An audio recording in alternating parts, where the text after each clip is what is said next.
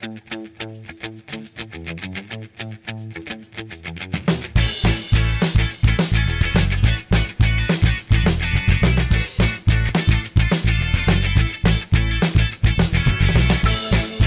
Feller, what was so important that you had to come out and meet us today on the field?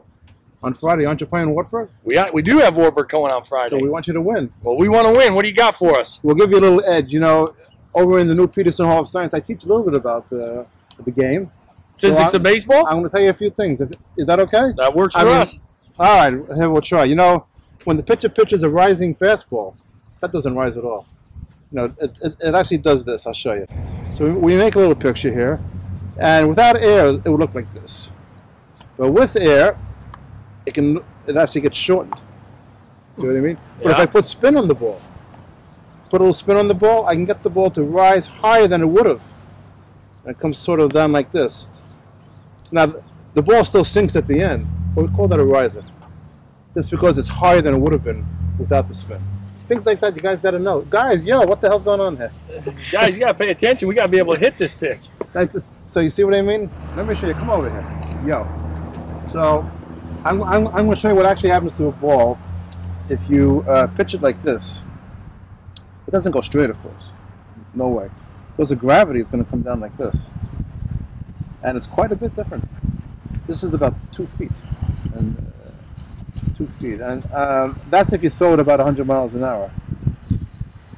I presume you don't throw 100. No so the slower you throw it, the more it's going to have time to drop down here. So we know that this distance here is 60 feet 6 inches. That's your magic number, right? 60 feet 6 inches. At 100 miles an hour, that's about 4/10 of a second. A little over, 0.41 seconds. And in that time, because of gravity, the ball will fall 2 feet. That's why it's hard for a rising fastball to really rise. It has to fall. You see what I mean? It just doesn't fall as much because of the spin on the ball. But that's the truth.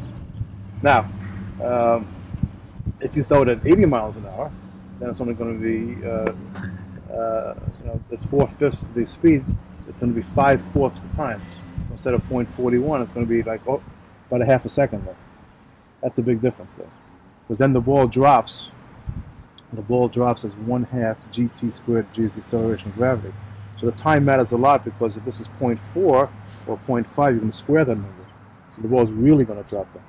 But now there's an exception. There's one pitch, though, that actually does rise. You know what that is? The submariner, right? The submariner, you know, when it goes all the way at the bottom, you can actually get the ball to rise. Are you a submariner, maybe? Right there, we got one. That's a tricky pitch. We got one. All right, now. All right, guys, so I told you a little bit about the physics of baseball. I think I mentioned to you guys that there's a guy at Yale who's the physicist of the National League. I'd love to be the physicist of the American League. That's his official title. The Commissioner of Baseball gave Robert Adair the title, Physicist of the National League. So, you guys are pumped and psyched? You're going to beat Wartburg now? Yeah. Oh, yeah. I think we got what we need. Okay, got the edge now.